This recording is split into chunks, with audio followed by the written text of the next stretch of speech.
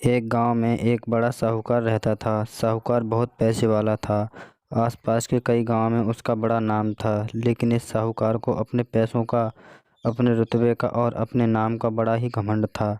वह अपने नाम को बनाए रखने के लिए बहुत ज़्यादा सोचता था और बिना किसी की भावनाओं की कद्र किए वो सब करता था जो उसे लगता था कि करना चाहिए। साहूकार को कई सालों बाद एक संतान प्राप्ति हुई थी।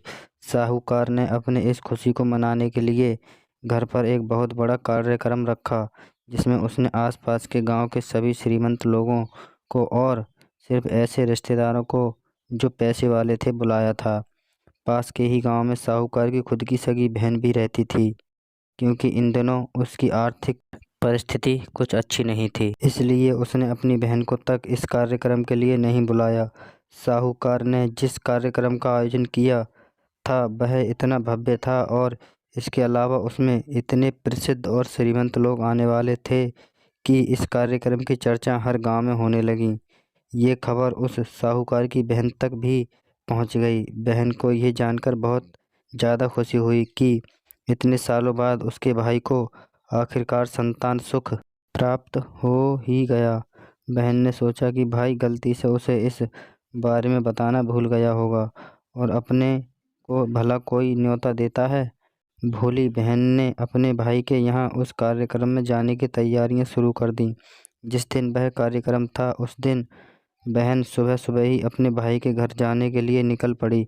रास्ते में अपने पुराने मैले कपड़े देख उसे ख्याल आया कि अगर किसी और के घर जाना होता तो मैं ऐसे कपड़े में जाने की सोचती भी नहीं, लेकिन मैं तो मेरे अपने घर, मेरे मायके जा रही हूँ। वहाँ मुझे ये सब सोचने की कोई ज़रूरत नहीं है। जैसे ही वह अपने मायके पहुँची, वहाँ का भव्य आयोजन देखकर वह बहुत खुश हो गई और उसे अपने भाई पर बहुत गर्व हुआ। वहाँ पर वह जल्दी से जल्दी अपने भाई को मिलकर उसकी खुशी में शामिल होना चाहती थी। वह तुरंत सीढ़ियाँ चढ़कर घर के अंदर प्रवेश कर गई। उसने देखा कि उसका भाई मेहमान के तौर पर आए सभी धनाढ्य और नामी लोगों का स्वागत करने में व्यस्त है। बहन जैसे ही अपने भाई की तरफ उससे मिलने के लिए बढ़ी, उसके भाई की नज़रें उस पर पड़ गईं और अपनी बहन को ऐसे मैले पुराने कपड़ों में देखकर भाई ने उससे मिलना तो दूर बल्कि तुरंत बहाना बनाकर वहाँ से निकल गया। बहन ने सोचा इतने लोगों में बेचारा अकेला भाई क्या क्या करे, ज़रूर उसे कुछ काम याद आया होगा, इसलिए वहाँ से चला गया होगा। बहन बाद में अपनी भाभी से मिलने गई। भाभी ने उसका स्वागत किया और उसे खाना खाने के लिए आग्रह किया। बहन ने सोचा ठीक है, पहले खाना खा लेती हूँ, फिर बाद में आराम से भाई से मिल लूँगी। बहन खाना खाने के लिए पंगत में बैठी। साहूकार भाई ने देखा कि अपने सभी धनवान मेहमानों के बीच उसकी गरीब बहन बैठी हुई, सभी कीमती पोशाक पहने लोगों के बीच उसकी बहन जो पुराने मैले कपड़े पहनकर बैठी थी। इस साहूकार से देखा नहीं गया। उसने अपनी बहन को अपने पास बुलवाया, भला बुरा सुनाया और वहाँ से जाने के लिए बोला। बहन ने अपने सपने में भी नहीं सोचा था कि उसके साथ कभी ऐसा व्यवहार भी हो सकता है, और वह भी उसके खुद के मायके में। अपना अपमान होने के बाद बहन तुरंत अपने घर ससुराल जाने के लिए चल पड़ी। बहन इस बात को पचा ही नहीं पा रही थी कि उसके अपने भाई ने उसके साथ इतना बुरा व्यवहार किया। उसकी आंखों से आंसू थम ही नहीं रहे थे। रास्ते में उसे अपनी पुरानी दोस्त मिली। उस दोस्त ने उसे रोने का कारण पूछा। हालांकि बहन उसे कुछ भी नहीं बताना चाहती थी, लेकिन दोस्त के बार बार पूछने पर उसने उसके साथ हुई सारी घटना उसे बता दी। उसकी दोस्त एक समझदार महिला थी और काफ़ी प्रैक्टिकल सोचने वाली थी। उसने कहा, अगर तुम मेरी बात मानो तो एक दिन तुम्हारा भाई खुद तुम्हें अपने यहाँ बुलाएगा और तुमसे माफ़ी मांगेगा। बहन ने उसे कहा कि मैं तुम्हारी हर बात मानूंगी, बताओ मुझे क्या करना होगा।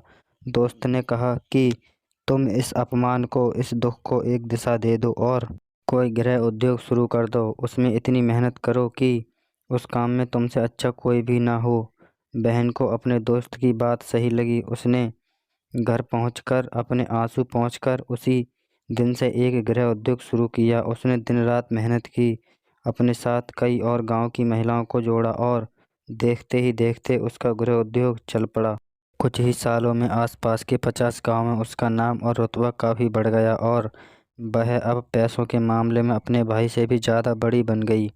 भाई को भी जब यह पता चला कि उसकी बहन इतनी श्रीमंत हो गई है तो उसने सोचा कि एक बार उससे मिलकर आया जाए। वह जब अपनी बहन को उसके घर मिलने पहुंचा तो बहन ने उसका किसी राजा महाराजा की तरह स्वागत किया, उसके पसंद खाना खिलाया। बहन का ऐसा व्यवहार देखकर भाई को अपनी पिछली गलती का एहसास हुआ, इसलिए उसने अपनी बहन को अपने घर होने वाली पूजा के लिए आमंत्रित किया।